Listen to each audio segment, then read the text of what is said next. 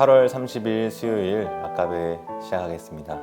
오늘 말씀은 시편 93편 1절로 5절 말씀을 가지고 여호와께서 다스리시니 라는 제목하에 은혜 나누기 원합니다. 강력한 통치자가 다스린 나라에 속한 백성들은 그곳에서 안전함과 평안함을 누립니다. 어떤 나라가 쳐들어온다 할지라도 맞서 싸울 준비가 되어 있기 때문인데요. 반면 그렇지 못한 나라는 어떨까요? 위태롭습니다.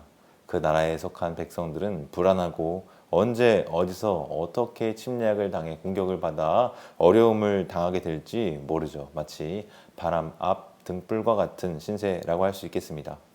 그래서 나라마다 어떻게 합니까? 국방에 많은 예산과 비용을 투자하곤 하죠. 그런데 오늘 말씀은요, 우리에게 바로 그와 같은 강력한 통치자가 있다는 사실을 일깨워 주고 있습니다. 우리가 읽은 이 시편 93편 말씀은 하나님의 왕권을 부각하고 드러내며 찬양하는 제왕시로 분류됩니다. 하나님께서 가지고 계신 능력을 찬양하고 여호와께서 하나님으로 다스리시며 또 자정하고 계신 것을 강조하고 있는 것이죠. 1절 첫 문장은 이렇게 시작합니다. 여호와께서 다스리신다. 여러분, 하나님께서 창조주이실 뿐만 아니라 다스리시는 주님이심을 믿으십니까? 어떤 사람들은 하나님의 창조는 인정하지만 하나님의 보존과 통치에 대해서는 거부하기도 합니다. 마치 시계공이 시계를 만들어 놓고 나머지는 그 만들어진 조율된 질서에 따라서 자동적으로 순환하게끔 만들어 놓았다고 보는 입장입니다. 여기에는 어떠한 신적인 역사가 개입할 여지가 없습니다. 닫힌 세계인 것이죠. 왜 그렇습니까? 다 짜여진 각본대로 흘러가게 만들어져 있다고 보기 때문인 것입니다. 그러나 그것은 성경이 가르치는 창조론과는 다릅니다. 성경은 하나님께서 세상을 창조하셨을 뿐만 아니라 다스리시는 주님이라는 사실을 강조합니다. 오늘 말씀에서도 그것이 나타나죠. 시편 기자는 분명히 선언합니다. 여호와께서 다스리신다. 우리가 정말 이 하나님의 다스리심을 믿는다면 우리의 삶은 어떠해야 할까요?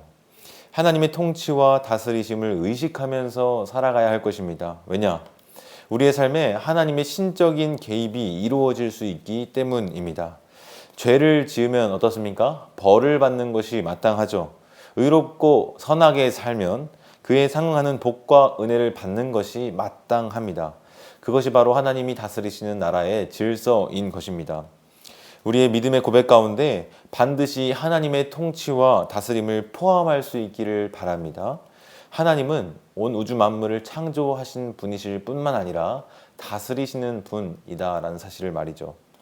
그런데 이어지는 말씀을 보면 그 다스리시는 주님께서 무엇인가를 입고 계신 것으로 묘사가 되고 있는데요. 바로 권위 그리고 능력의 옷입니다.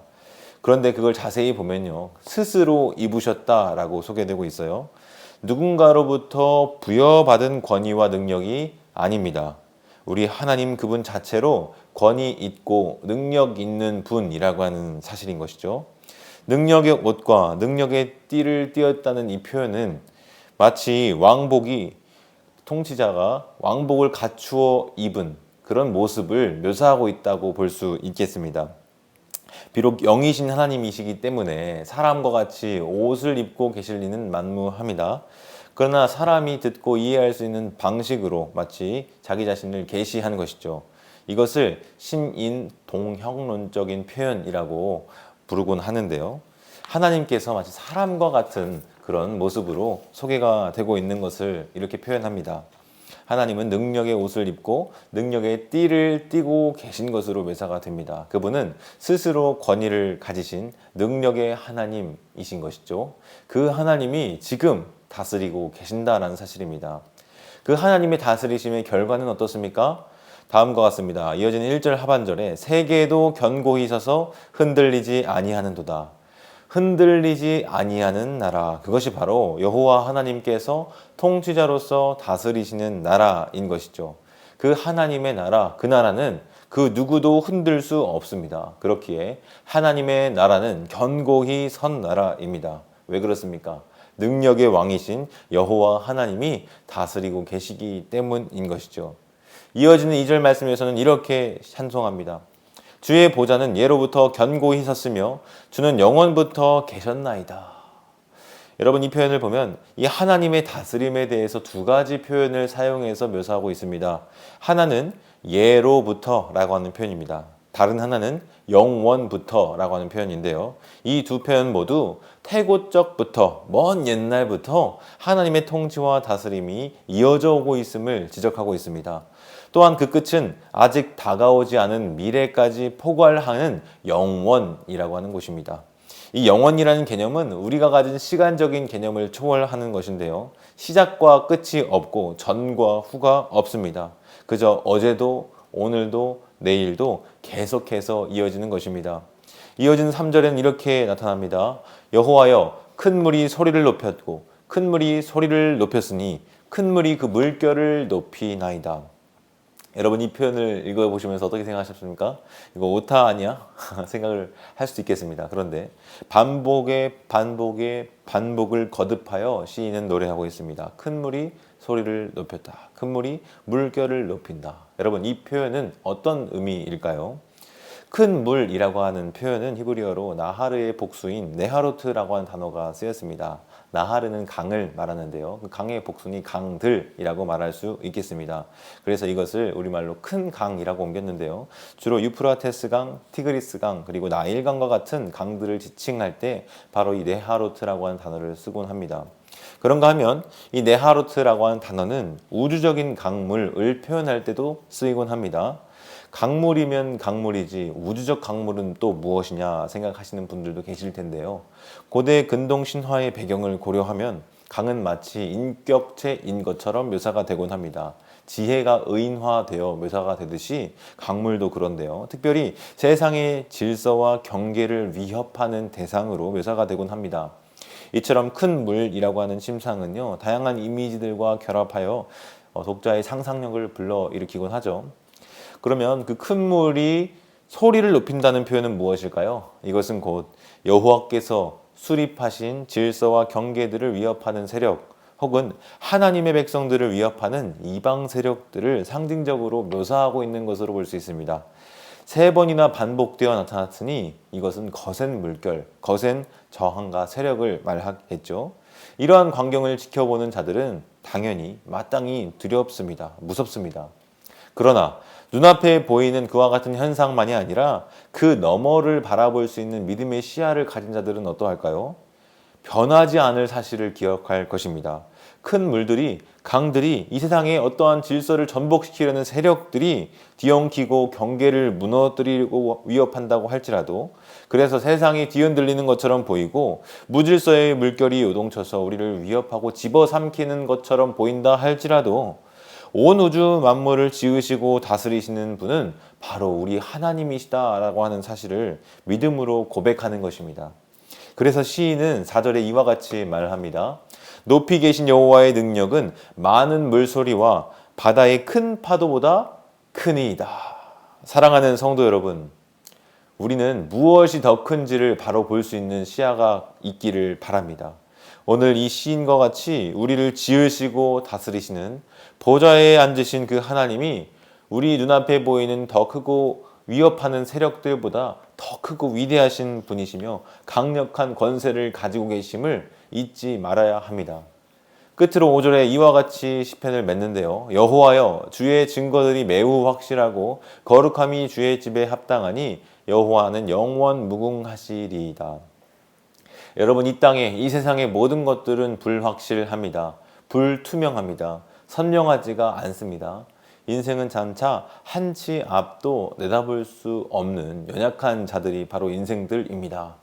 그러나 시인은 그와 같은 세상에 확실한 것이 있다라고 말하는데요. 그것은 바로 주의 증거, 곧 주의 법도 말씀입니다. 풀은 마르고 꽃은 시드나 주의 우리 하나님의 말씀은 영원히 설 것입니다.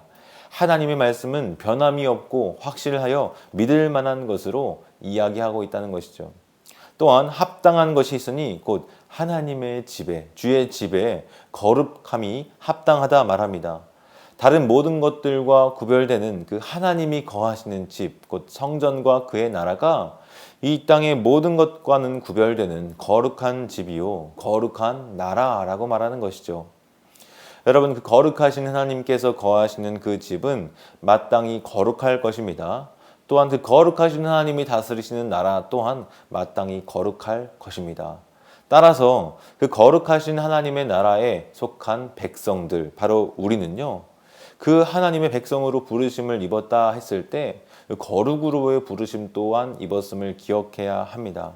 그래서 우리는 어떻게 살아야 합니까? 마땅히 그 나라에 합당하게 거룩한 삶을 살아가야 하는 것이죠. 그 거룩함을 이루는 방식은 무엇입니까? 바로 그 거룩하신 하나님의 통치와 다스림에 온전히 순종하며 살아가는 것일 것입니다. 말씀을 맺겠습니다. 오늘 말씀을 통해서 하나님은 우리에게 다시 한번 가르치십니다.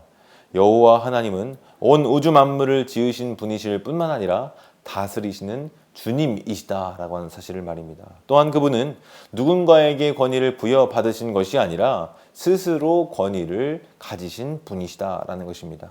또한 그분은 어느 시점에 왕의 자리에 오르신 것이 아니라 태초부터 영원까지 어제나 오늘이나 언제나 동일하게 보좌에 앉아 계신 주님이라고 하는 사실입니다. 그 어떤 악의 세력이 하나님이 창조하신 세계와 질서를 위협하고 경계를 무너뜨리려 한다 할지라도 높이 계신 여호와 하나님의 능력은 그 모든 것들을 뛰어넘는 것임을 기억할 수 있기를 바랍니다. 이것은 우리 주님의 확실한 말씀입니다. 또한 거룩하신 하나님의 백성으로서 우리에게 요구되는 마땅한 삶은 무엇입니까? 그 거룩하신 하나님께서 통치하시고 다스리시는 그 나라의 법 앞에 순종하는 것입니다.